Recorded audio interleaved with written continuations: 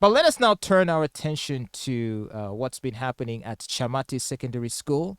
Now, there are new reports regarding the fire that gutted dormitories at Chamati Secondary School.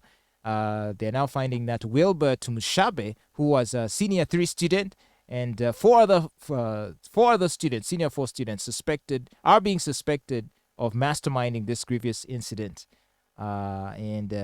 This is quite interesting. Of course, we know that boarding schools are not easy places for students to be. There's a lot of challenges that students are going through, and of course, some then feel inclined to, depending on how aggrieved they might feel about a particular situation, take matters into their own hands. And so it looks like some of them may have set the school on fire. What do you think about this story, Olive? And what are some of the details that are interesting here? So what happened is that Wilber Tumushabe, a senior 3 student, was bullying a senior 1 student, a 13-year-old Bonus Atukwatse. So Bonus reported to the school authorities about the bullying, and the boy was suspended for 2 weeks. But before he left the school, he promised the school management that he will revenge. And of course, they didn't take him seriously. So he connived with 3 other students from senior 3 still.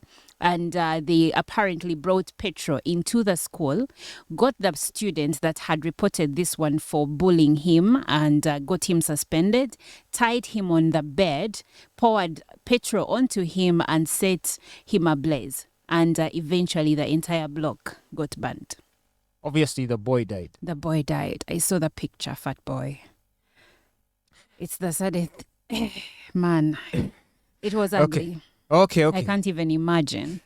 Imagine what the mother or the parents of that child. I can't imagine what. You send your child to school to study. And here is the painful thing. Senior 1 students just reported to school last weekend. They started studying on Monday this week. Can you imagine? So your child has been home for months and they're safe, and then they go to school for just a few days, and this happens.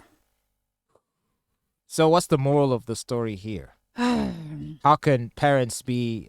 No, it's not about parents. I think the elephant in the room is bullying. I thought we had gotten rid of it in our schools, but it seems like it's happening again. But of course, parents also, we have to talk about them because their kids are the ones being unruly. Last year, several schools were set on fire by students that had been suspended for one reason or another. I think bullying is a part of life, and I think until someone dies.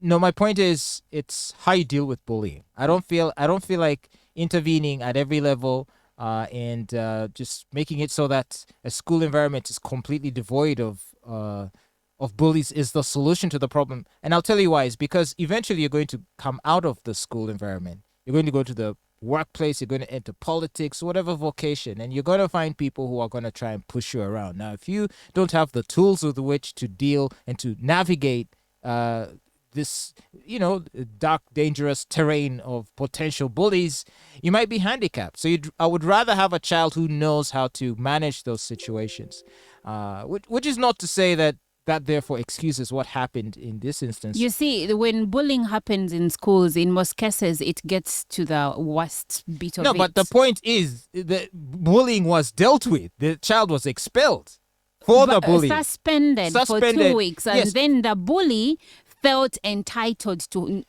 felt aggrieved. How do you suspend me? But don't you see my point? And then he came back and killed a child. So I feel like my point kind of is made for me. Look, the school dealt with the bullying based on what else can a school do besides either expel or suspend? So what are you trying to say? Make your point, because I'm confused. No, my point is a simple one. I feel like attempts to eradicate bullying may not necessarily be the solution. But of course, there has to be laws to mitigate. But that's what was followed. The child was suspended. I know, but still. So are you saying that the school should not have done that? No. That's not. That's why I keep saying, what point are you trying to make? Okay, the point I'm trying to make is because if the argument is that we need to stamp out bullying, the only way you can do that, if you were to try to do it, is to have school policies in place which would and seek this to punish was the school which would policy seek that which would seek to suspended. punish anyone guilty of bullying, which in this case they did. They punished this child who did bully, but it didn't stop the person from deciding to return and to commit a heinous criminal act. And that is now outside the realm of bullying, but now within the realm of criminality. Yeah, but still you've not made a point. You've not made another suggestion apart from the school policy, which I was talking about in the beginning. Because this isn't we need to talk about stamping out bullying. Because I feel like the child who lost his life didn't lose his life as a result of bullying per se. He lost his life as a result of a criminal act perpetuated by a bully who was dealt with by the school. So what would you suggest should have been done, or what? How do we move forward? Because we still have children in school, bullies still exist in schools, and some of them will go extra miles to prove a point, like this boy did. I think you may want to enforce checks of students, monitoring who comes in and comes out of the school perimeter, what they are carrying, inspect what they are carrying every time they come into the school. Like how in America, schools now have metal detectors at the entrance, just to make sure that no one comes in carrying a gun. In the face of all of the gun violence that we've seen. But then again, last year, that school where, was it 19 kids who were killed by a certain student? He used the back gate that had been left open. See, that was the problem. The school in some part mainly and occupied by Mexicans. In some states, I believe they're allowing teachers to carry firearms. Now, if you get a psycho teacher that decides to open fire onto students, though most times the people that open fire are usually former students or an aggrieved student or maybe a person in the neighborhood. All right, then, homeschooling. You like homeschooling. I think you should teach us more about it because you have been, brushing it out, putting it out there so many times. Who knows? I might be the first to practice it. Tell us about the details about homeschooling because you love homeschooling. Well, now I have a child. I'll discuss it with the mother. Maybe we shall homeschool our daughter. So who will be doing the homeschooling? You or Mami Suhana? Because it's easy to say homeschooling, but who is going to do it? I mean, obviously... Obviously what? The mother. Does she want to homeschool? But I have to talk to her first. Of course. She may not accept.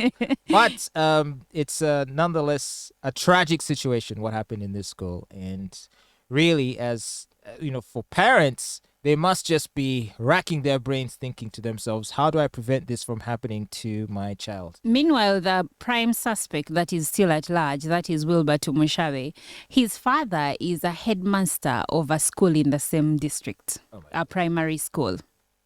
And then this Chamati SS is a school where our president and even the first lady once attended. What's going on, man? This is crazy. But anyway. Yeah. Crazy. Woo, Uganda, let's do better. Yeah. Keep listening to The Fatboy Show on RX Radio.